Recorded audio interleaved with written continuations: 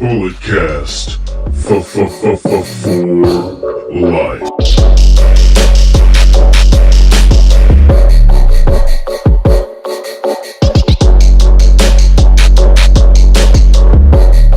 Welcome everybody to a very special edition of Under the Radar. My name is Brandon, and on today's episode we will be going over Wrestle Kingdom 13. I watched it live, midnight, West Coast time, and I gotta say, it was a very good show. It was a fantastic show, setting a very high bar for shows to come for the rest of the year. Is it the best show of the year? Maybe. Who knows? It was the first show of the year. We can't exactly put it up to other shows. But was it better than last year's Wrestle Kingdom? I don't know. It's this Wrestle Kingdom, the past 4 or 5 years they've just been getting better and better.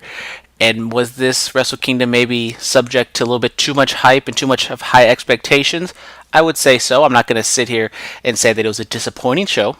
But when you have this, one of the strongest cards you will ever see on paper, there's so high expectations. It's really hard for it to match up to what you actually think it was going to be. But I still think that this was a very, very good to excellent card. So let us just jump right into it. I did not watch the pre-show, but the team of Taguchi, Makabe, and Yano won the Never Six-Way Number One Contendership Gauntlet match.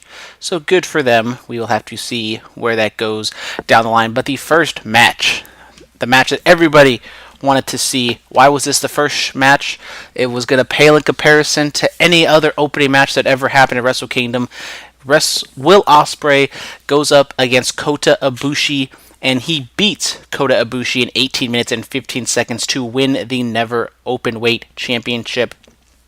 As I said, this match had very high expectations. It was crazy. There was blood. Kota Ibushi got his nose busted open. Just stiff shots back and forth, high flying back and forth. And in the end, Will Ospreay gets the victory over Kota Ibushi, cementing his move up to the heavyweight division. And then Kota Ibushi ends up going on a stretcher. And he gets the stretcher job, goes out. Not exactly sure yet if it's a work or if it's a shoot. My inkling is always that it's a work. But Will Ospreay did sell it very well, kind of seeming as if it might have been legit, but we'll have to stay tuned and find out. Definitely recommend. First off, I know I already gave out one spoiler, but if you have not seen Wrestle Kingdom, I highly recommend you go out and get New Japan World. It's like $9 for $1 a match or whatever it is. It is definitely worth to watch this show. And the show was only 4 hours long. Very tight 4 hours. This is as long as I think TLC was in December. And it's probably going to be shorter than what Royal Rumble's going to be. And so I was kind of expecting to be going to bed by 5:30, but nope, I was able to go to bed by 4:30. I was very excited that this show was just very tight 4 hours. And some of the matches I would talk about felt a little short and didn't really get into that next level that I thought it could. But I think all in all, this show was very well structured, very tight, 4 hours. And that's just I wouldn't have complained if it was 5 hours. But since it was 4 hours, I think that also helps the show. Just because it didn't overstay its welcome. So, Will Ospreay winning the Never Openweight Championship, as I said, kind of cementing his move up to the heavyweight division. Kota Ibushi not keeping the championship. What does that mean? We're going to maybe get into it a little bit at the end for the AEW guys, the Elite guys, who all lost their matches on Wrestle Kingdom. Every title match had a title change. So, a lot of moving parts here. The story at the end of the show was that it's a new era in New Japan, and you can definitely see the new era of New Japan coming with all these different winners, all the new champions that have happened, some new faces, some old faces that are becoming new again, and a whole bunch in between. So next up we have the Triple Threat Junior Tag Team Championship match. We got Shingo Takagi and Bushi winning the Junior Tag Team Championships over Kanemaru and Desperado, who were the champions, but Sho and Yo, Roppongi 3K, end up taking the fall, so the champions do not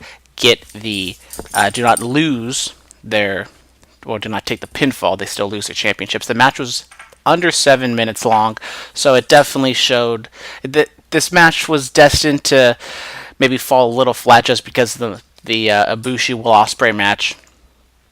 And I don't think they were out there to try to one up Ibushi and Ospreay. As I said, only 7 minutes, so it doesn't have a lot of time to do anything. It was a fine match for what it was. Probably one of the weaker matches on the show just because of the time that it had and the position on the card that it was. So, I mean, Shingo Takagi, one of the guy who replaced Hiromu Takahashi after his neck injury. Big night for LIJ here. And I would love to see Takagi go on and be a singles wrestler, but I think right now being the junior tag champion, that's fine. I would love to go on him to go singles and see what he can do. Maybe we get the best of the Super Juniors. Maybe he can get a little bit of a push there, and we can see what he can do when he's a singles competitor. So next up, we have Zack Sabre Jr. defeating Tomohiro Ishii to win the Rev Pro British Heavyweight Championship. This match was 11 minutes and 38 seconds. I really enjoyed this match. Zack Sabre Jr., you know what you're going to get into with him. It was a very technical, a lot of submissions.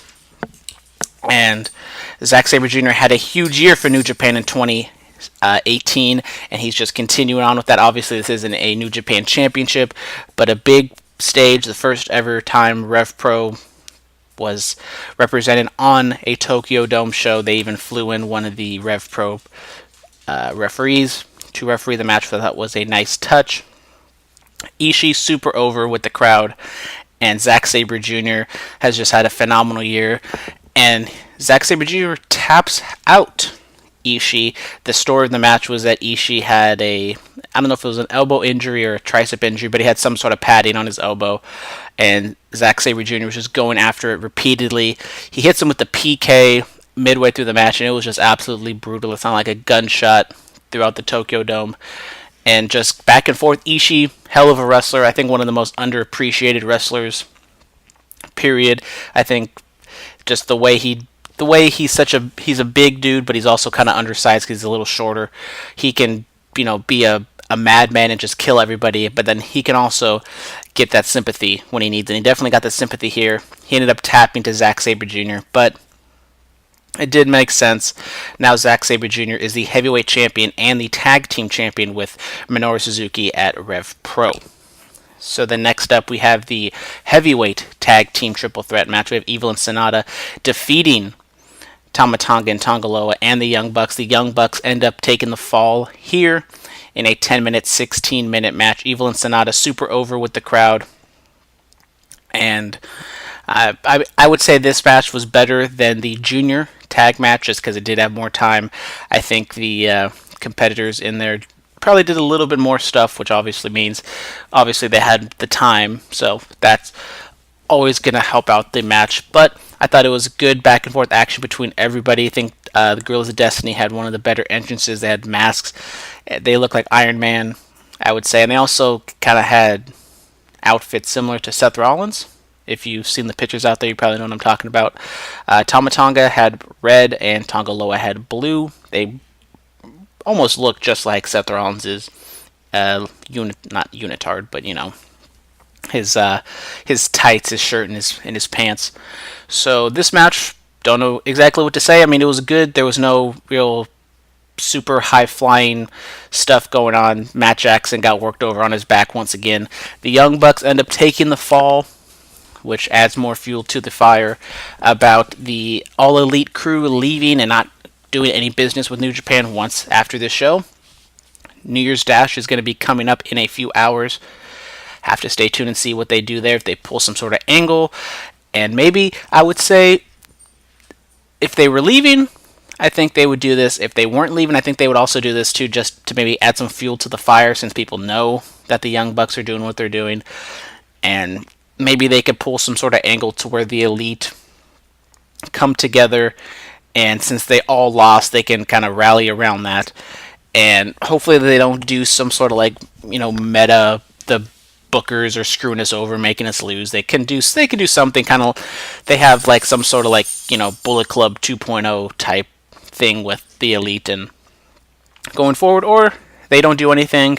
They job out on New Year's Dash if they're even on New Year's Dash, and we just have to wait till next week to see what the All Elite Wrestling does. So, next up we have the IWGP US Championship match. We have Juice Robinson going up against Cody, and Juice Robinson gets the victory. 9 minutes 4 seconds.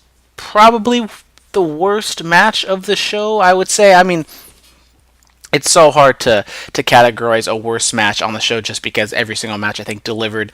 And I did not have high expectations for this match. Cody did come in with his knee injury, and Juice Robinson, I mean, I love Juice. He's not gonna carry somebody to a great match if he's hobbled like Cody was. And the story of the match was basically Brandy was in there distracting Juice the entire time, and Brandy ends up getting kicked out by Tiger Tori.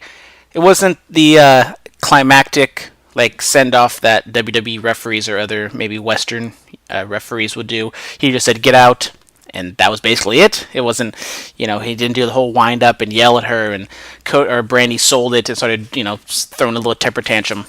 So that might have been like the big spot of the match, but it didn't really deliver the way it was. They traded their finishers back and forth. Juice Robinson hitting a crossroads, Cody hitting a pulp friction. Juice, each of them kicked out of each other's finishers, back and forth, and then in the end, Juice ends up hitting, I believe, 2 pulp frictions in a row to emphatically go over Cody. If there was one match or one finish, I would say that kind of indicated that the All Elite crew isn't going to be sticking around, it might have been this one. They put Juice over so strong over Cody, which might have been happening regardless. It was kind of the story. Juice being the guy who Cody came in on his first night and New Japan losing, and now he's coming back. Now the roles are kind of reversed. Juice Robinson ended up getting the victory over Cody Rhodes.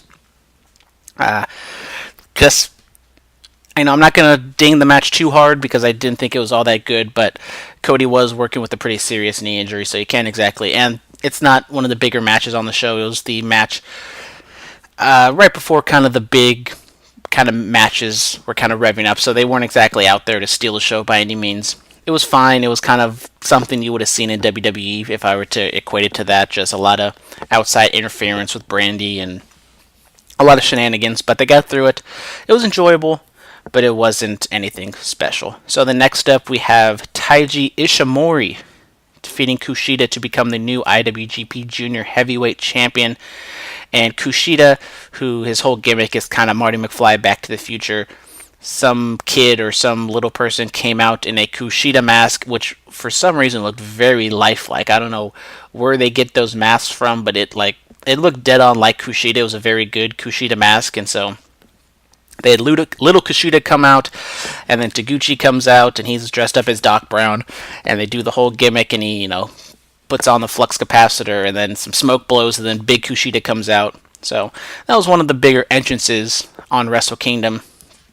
And then back to the match, Taiji Ishimori beats him 11 minutes, 20 seconds. Really good match back and forth. Maybe did not meet to my expectations, but just once again, I had such high expectations for this match that it was really hard for that to live up to it. But Taiji, Bone Soldier, one of the newer guys coming into the New Japan, ends up getting the victory. And Kushida, something we haven't really been talking about on the Bulletcast, a lot of rumors swirling around that he is going to be going to WWE. I don't understand why he would be going to WWE. I love Kushida. I think, as I said with Ishii, he's one of the most underrated wrestlers, just period. I think he's so great at what he does, and he doesn't get the recognition he deserves just because he's been a junior heavyweight champion so many times. He hasn't really been, promoted to that upper level, moving up to the heavyweight division and having some of those epic matches. But he's had great matches with just, wrestler after wrestler in New Japan and outside of New Japan. So if Kushida does end up going to WWE, I would assume he would go to NXT, or maybe he just put him straight into 205 Live. I don't see Kushida coming in straight away, coming in for a Royal Rumble or just going to the main roster right away. But what is Kushida's gimmick? His whole gimmick, as long as I've known him, has been the whole Back to the Future thing. Do they continue with that gimmick, or do they just kind of switch it up and just have him, I mean, it's just kind of weird for me to see Kushida not be in a Marty McFly outfit, so I don't know how they would dress up Kushida and have his gimmick in WWE. But Kushida, they even kind of talked about this during the match, where he's kind of like the ace of the junior division. So he's kind of like Hiroshi Tanahashi. He's been there for so long. He's done everything. So with Kushida losing, it wasn't too shocking. Kushida's done so much for the for the junior division. It's kind of hard for him to do like new, fresh things. So with Ishimori, him being the champion, I think there's a lot of fresh matchups for him. First junior title reign for him. It's going to be fun to see what he can do going into the spring and the summertime, heading into Best of Super Juniors. All those other matches that he'll have. Just really good match. Not a whole bunch else to say here. So next up we have the big matches, the main event matches, you might say. The first one, Kazuchika Okada going up against Switchblade Jay White. And one of the bigger stories of Wrestle Kingdom, I think, period, was just how over Okada was. His retransfer, I don't know what you call it, his transformation back to the Rainmaker. He came out with the old Rainmaker music, money falling from the sky. He had the vest, or he had the jacket, he had everything, and then he comes into the ring, takes off his pants, and he has the OG Okada shorts that he had during his title run. Crowd pop huge for that. I thought that was one of the funnier, more memorable moments of the show. Just Okada going back, dyed his hair blonde again, so it's just like the Rainmaker we all know and love from 2016, 2017, 2018. But now we have Switchblade Jay White, who has Geto in his corner, Okada's mentor for so long, and now Geto turned his back on Okada and has switched sides, so to speak, pun intended, to Switchblade Jay White. And Jay White ends up getting the victory here. 14 minutes, 21 seconds. Very, very good match. Back and forth action, countering each other's finishers. And then Switchblade ends up hitting his finisher, the Blade Runner, for the victory. Just one Blade Runner, and that was it. Boom, shakalaka. Okada was able to counter the Blade Runner multiple times, but then once Jay hit it, it was over. Kind of a very insane finishing sequence here. A little bit shocking that Okada did not get the victory from Jay White here, but I think this also shows the new era of New Japan going forward. I think I would not be shocked if Jay White holds the IWGP Championship by the end of the year. He has been on a phenomenal rise the past year. I mean, just going back to last year's Wrestle Kingdom, he debuted against Hiroshi Tanahashi, and people were kind of shitting on him, to be honest. I'll be honest, I didn't really get the character. I didn't feel like he was portraying himself in a believable manner. But then just something kind of clicked. He had that phenomenal match with Juice, and then after that, he was just off to the races. He's had great matches. He has great character work, and now that he might be the top heel gaijin in the company, with Kenny possibly on the way out. Switchblade Jay White could be even though Kenny's not a heel anymore, but originally that's what Kenny was. He can kind of be the new Kenny Omega cleaner, be that gaijin heel, and he can be holding that championship. And I would not be shocked if Jay White is in the main event of next year's Wrestle Kingdom, going up against Naito or maybe an Okada rematch. It's gonna be an interesting 2019 for Jay White, just of how fastly he's been rising in the ranks, and he gets the victory over Okada. So I don't even remember the last time Okada has lost. Probably the last time Okada lost at Wrestle Kingdom was my first ever Wrestle Kingdom I watched, which was Wrestle Kingdom 9. Was that? We're in 2019 now. I watched it 2015, so that was 4 years ago. So yes, WrestleMania 9, when he lost to Tanahashi, and then ever since then, he beat Tanahashi, beat Omega, beat Naito, and whatever. So now, after winning 3 straight in a row, he loses to Jay White. Very big deal for Hiroto Okada. We see Okada making his comeback to the Rainmaker. So what does Okada do now? Does he revert back to being crazy Okada? Does he continue being the Rainmaker? Where does Okada go from here? I mean, usually we're used to Okada winning these big matches. He loses to Jay White. So does Jay White move up the ranks and Okada falls down in the ranks? Or does Okada land? Where does Jay White land? Does Jay White move up to face the IC champion? Does Okada face the IC champion? Who exactly knows? We have to wait till New Year's Dash to find out where maybe all of the chips fall, or where, I don't even know what I'm trying to say right now. But in the end, very, very, very good match. And next up, another great match. I think all the top matches on this card definitely delivered. We have Tetsuya Naito defeating Chris Jericho in a no DQ match to capture the IWGP Intercontinental Championship. This match lasted 22 minutes, 36 seconds. Naito comes out first. He usually does the whole Tranquilo gimmick where he takes forever to take his clothes off, but not this time. He took his clothes off before Jericho even got into the ring, and then Jericho took forever to get ready. So then Naito hits Jericho from behind, kind of reversing the rules. They go out to the ramp, the long Tokyo Dome ramp, hits a pile driver on Jericho, and then we're off to the races. Back and forth action.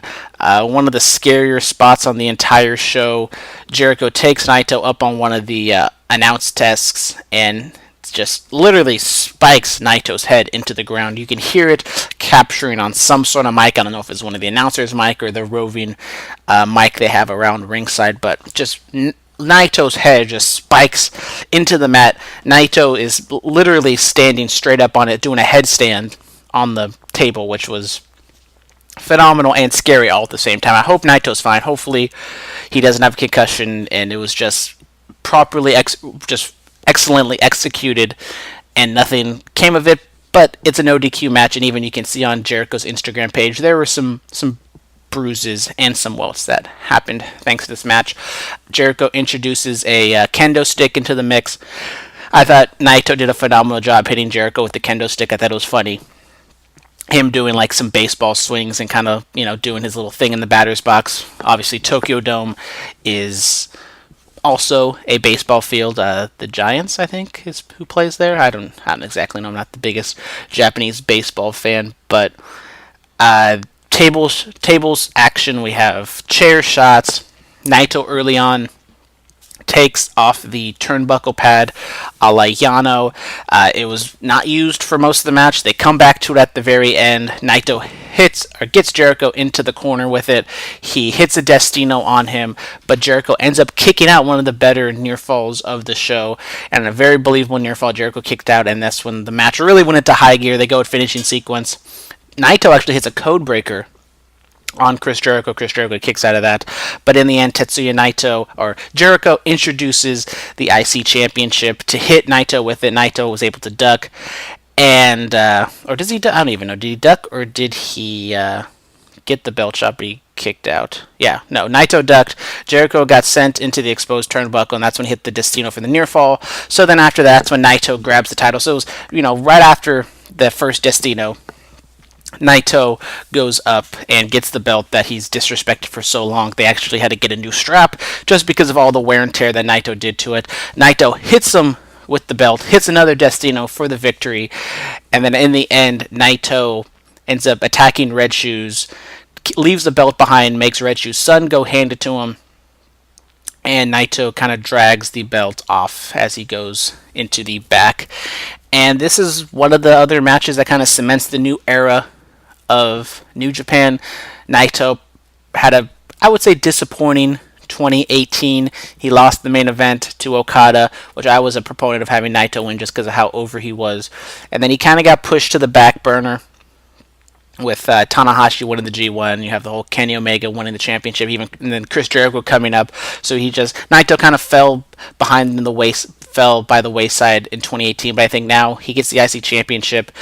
Kind of like Okada, Naito gets his mojo back.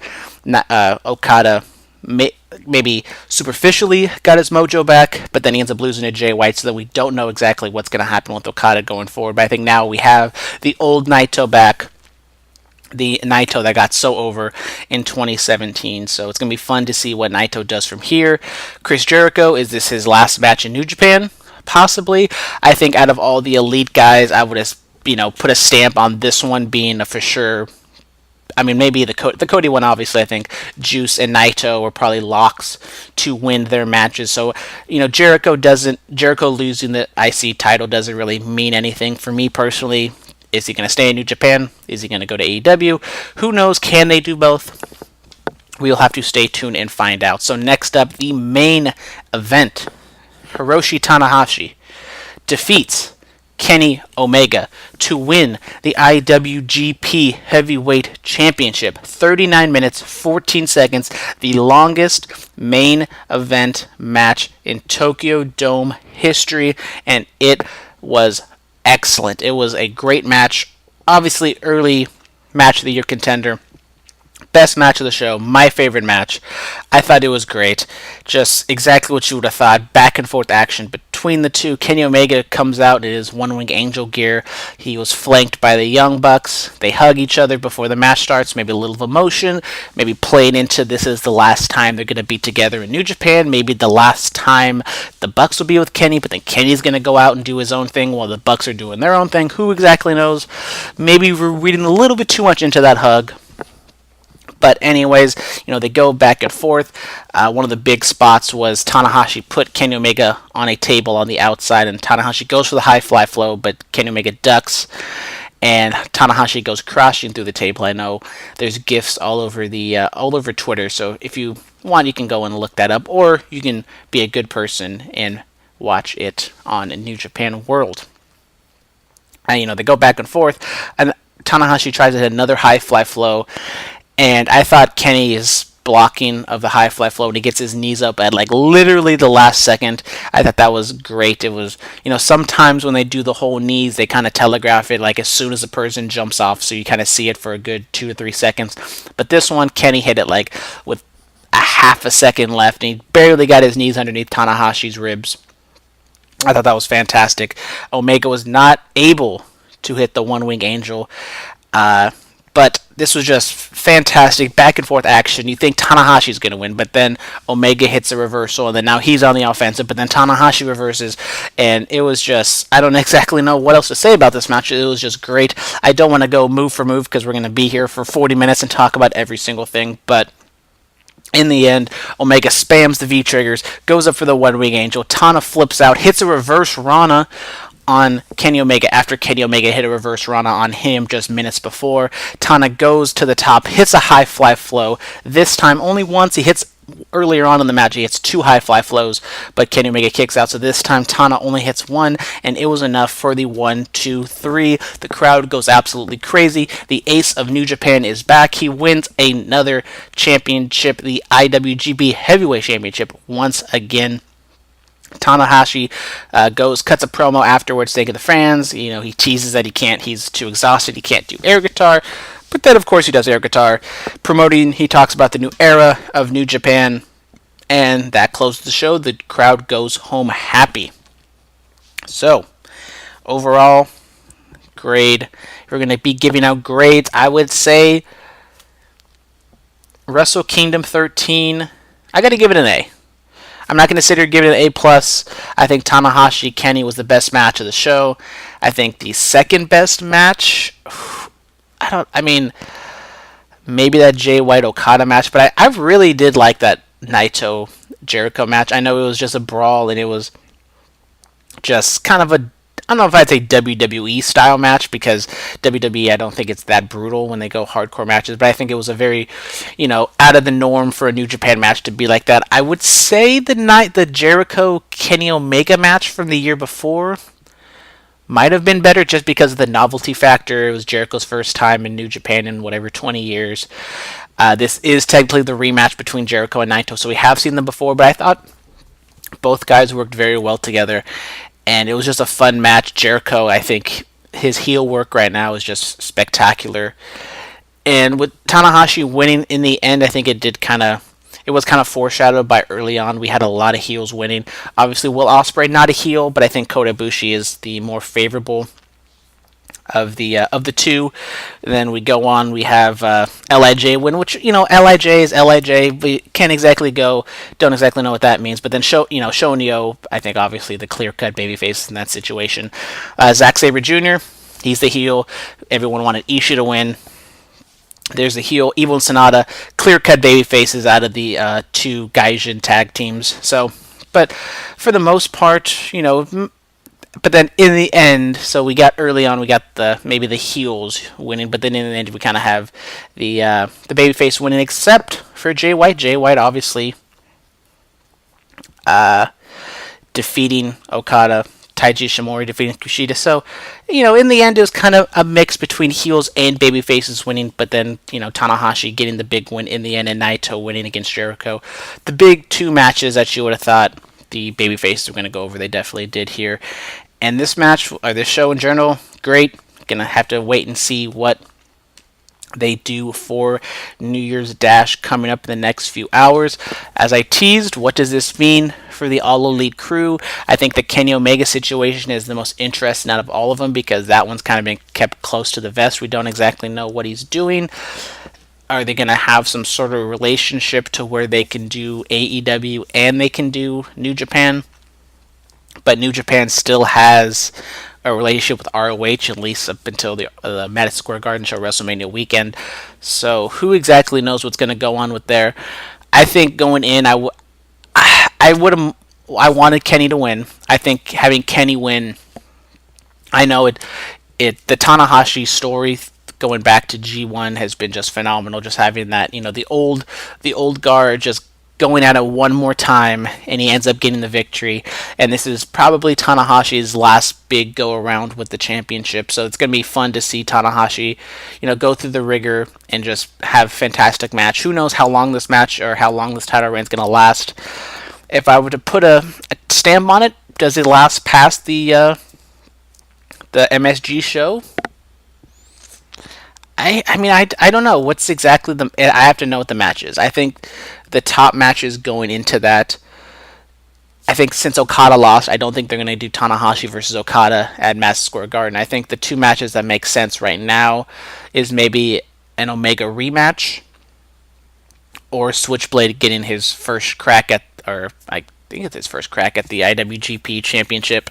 So, Jay White against Tanahashi going up Madison Square Garden main event, and then if Jay White ends up beating Tanahashi in Madison Square Garden, just imagine the heat that would garner.